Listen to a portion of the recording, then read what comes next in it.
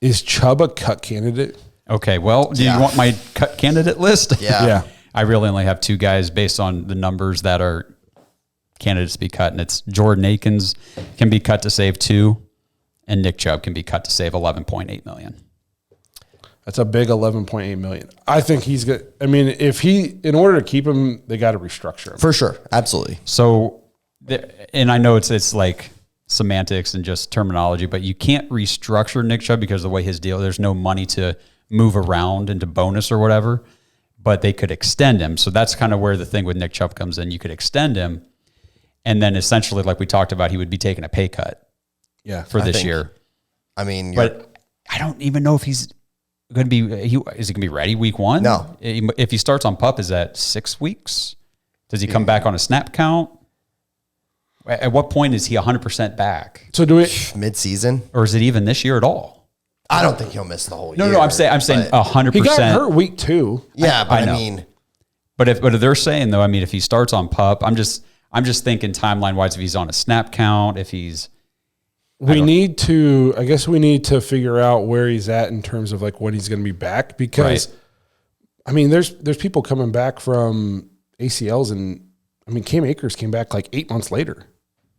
Right. You know what I mean? So do it like if we're saying mid-season, we think it's going to take Nick Chubb 16 months. We're going to think it's going to take him twice as long as Cam Akers. We'll see if the chat knows any recent updates. I know. I listen to a lot of Browns Daily, and what's his name? Nate was saying he thinks not week 1. He'd be shocked if he's ready week 1. The thing to remember too is, I mean, guys do tear their ACLs and make a recovery, but usually they're not 100% themselves. Like we saw Breece Hall this year, and he's 22 years old. It took him till the end of the season to really get back to his full strength. And the thing with Chubb is, when it happened, we all thought it was season ending.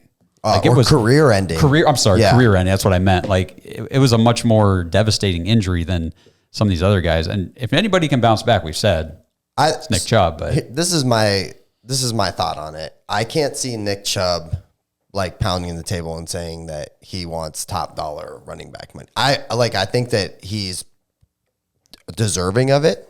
I mean, what he's done in Cleveland has been nothing but spectacular. He's one of my favorite Browns player, if not my favorite Browns player of all time. Yeah. But to me, there's got to be some restructuring, and if that means take a risk on him down the road and you're extending him, I say you take that chance, because if anybody overcomes an injury like that, it is Nick Chubb. But to me, I don't think that you can pay him. What's he going to get paid this year? 11, right? Isn't that the cap hit? I thought he was 16. Cap hit is 15.8, What's almost his- 16, 15.8. Yeah. Yeah, bro. I don't think you can pay him $15.8 million. Just go, hey, we'll see you when you get back healthy. We'll see you when we see you. Yeah. It's a tough situation, because like the Browns are trying to, you want to take care of your guys. For sure. Yeah. You know what I mean? And everybody wants to take care of Nick Chubb because of what he means to the team and to the city and the organization. But it's a business also. Yeah. And like, I don't know. It's a super, I don't envy Andrew Berry and Stefanski and these guys to make this decision, because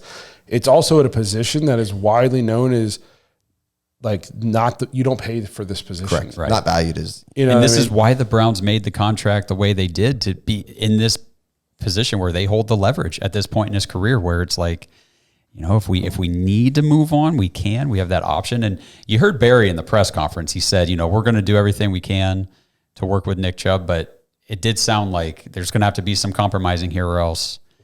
Can you imagine? I can't imagine though the shit storm in Cleveland if Nick Chubb is not a Cleveland Brown, and then like Deshaun doesn't play well or gets hurt again, and people are going to be like, we had to cut Nick Chubb.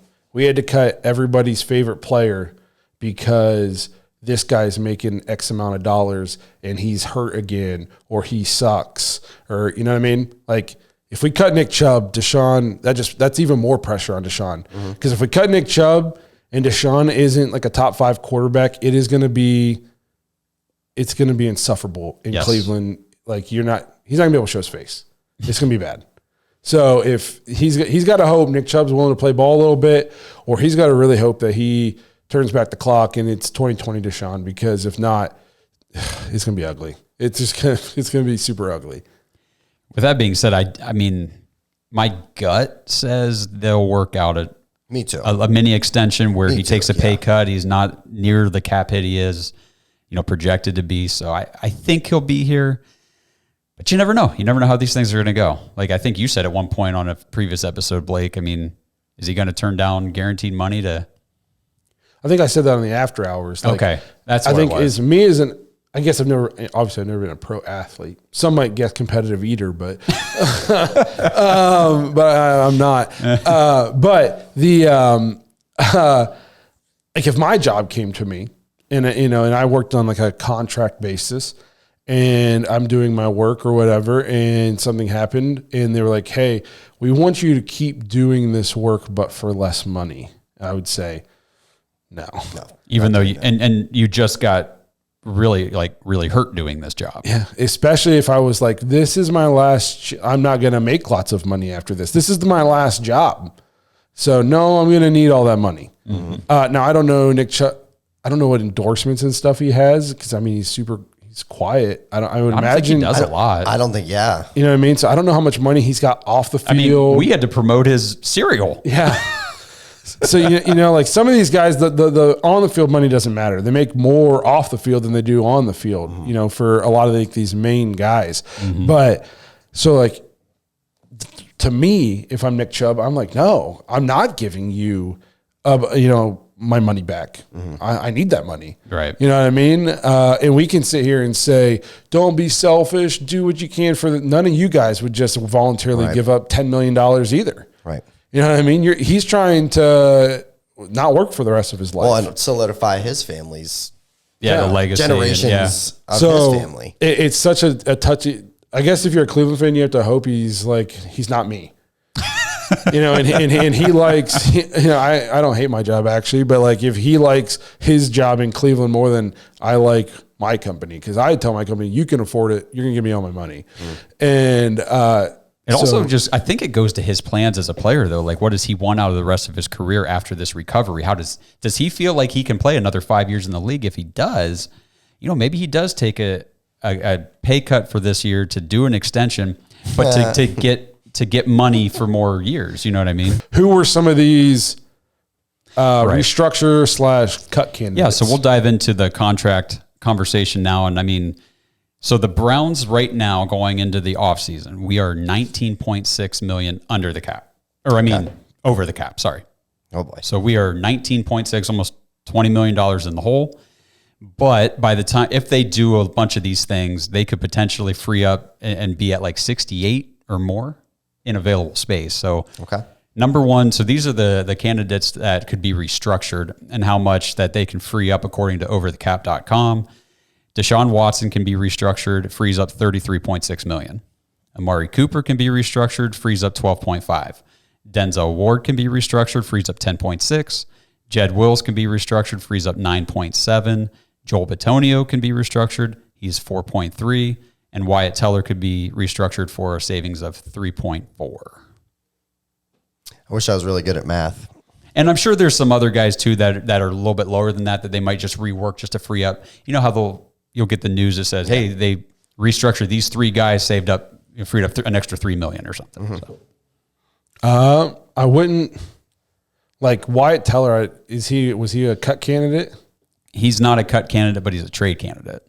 A trade candidate? Let me see, because I like over the cap because it lets you play out all the different scenarios. So let me just see here. Wyatt Teller, if we cut him before June 1st, we cannot cut him.